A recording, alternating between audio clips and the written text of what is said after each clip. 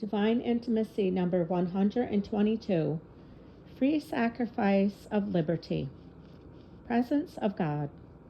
O Jesus, divine Lamb, immolated voluntarily for the glory of the Father, make me understand the great value of voluntary immolation. Meditation 1. The vow of obedience has been excellently defined as the free immolation of liberty. Pius XII.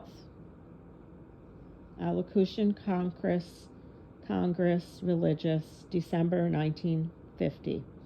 This definition stresses the idea of the freedom of our immolation. It involves no nonchalant passivity, but an intense, noble activity consisting in the voluntary renunciation of one's own will by voluntarily submitting oneself to the will of God, as expressed in the commands of our superiors. This is very far from the idea of a mechanical, material, or forced obedience, submitted to form, necessity, and obedience by which man acts like a machine or like a servant who submits himself to his master only because he cannot do otherwise. Under these circumstances, there is only the name and the outward appearance of obedience. What is wholly lacking is the inner content, the formal act which consists precisely in the free and therefore conscious renunciation of our own wills in order to adhere to God's will manifested in the orders of our superiors. Obedience will not be a perfect holocaust unless it contains this double element: free renunciation of self and free adherence to the divine will. This offering will be pleasing and precious in the eyes of God, far more than the oblation of victims. 1 Samuel 15:22.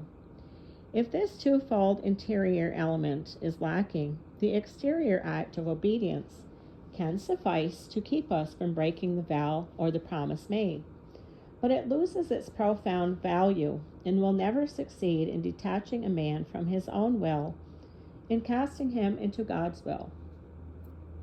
When we are satisfied with material, forced obedience, we do not complete the interior act of self-renunciation. Though there is the external fulfillment of an order, we are keeping our own will interiorly. Therefore, we cannot say that we have realized the immolation of our liberty, and not even that we have freely embraced the divine will. Such obedience is senseless for a soul that aspires to union with God. It is an attempt to attain the end without making use of the means, to exchange the precious metal of true obedience for a cheap pewter coin.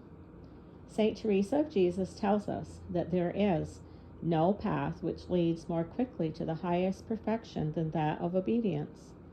Obedience brings us the sooner to that happy state of union with God. F5.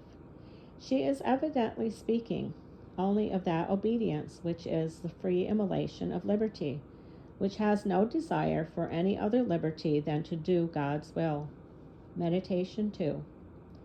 A free immolation always implies full knowledge and awareness on the part of the one who makes it. It is the same with the act of obedience. If we make a vow or promise of obedience, we must try always to keep alive the sense of responsibility for this contract we have made.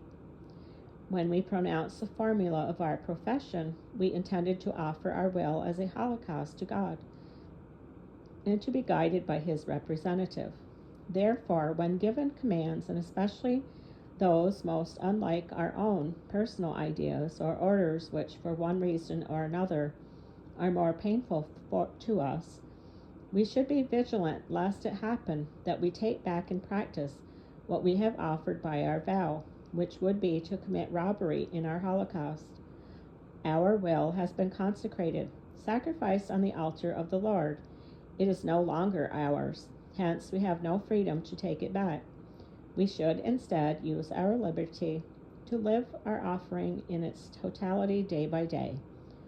That is, to constantly renew the immolation of our freedom before every disposition of obedience.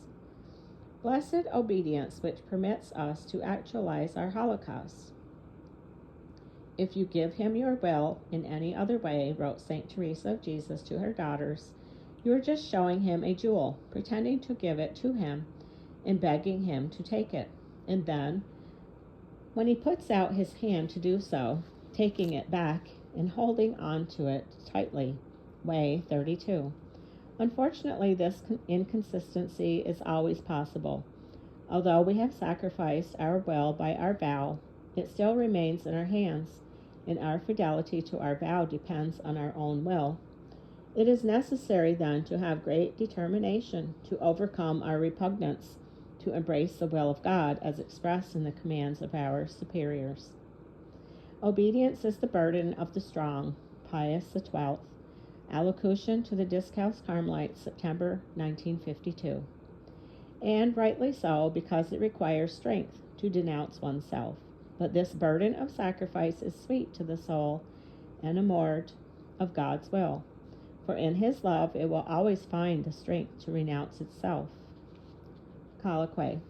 O Lord, is there any finer or greater ideal than that of attaining total conformity of my will with yours, so that it is no longer my own will but yours that directs, guides, and governs me in all my movements and actions? Oh, how sublime is the state of perfect conformity to your divine will! You tell me through St. Teresa, there is no better way of acquiring this treasure than to dig and toil in order to get it from this mine of obedience. The more we dig, the more we shall find, and the more we submit to men for love of you, and have no other will than that of our superiors, and more completely we shall become masters of our wills, and bring them into conformity with yours. This is true union with you, my God, the union which I desire. I do not covet these delectable kinds of absorption which it is possible to experience, and which are given the name of union. They may be union if the result of them is what I have described, but if such suspension leaves behind it little obedience and much self-will, it seems to me that it will be a union with love of self, not with the will of God.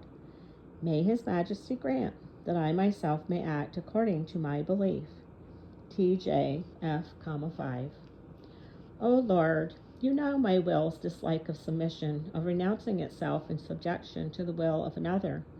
There is in me a very strong love of liberty and independence, which inclines me to seek 1,000 pretexts and means for avoiding the necessity of submitting. But you also know that there is nothing in the world that I love, seek for, and desire as much as your will. In order to live in your will, to have the certitude and joy of acting in all things according to your divine will, I am ready with your help to make every sacrifice to immolate my liberty fully. O Lord, increase my love for your holy will, enkindle in me a passion for your will, and then increase in my soul a love for obedience, that golden channel through which the precious treasure of your will comes to me. End of 122. Free Sacrifice of Liberty.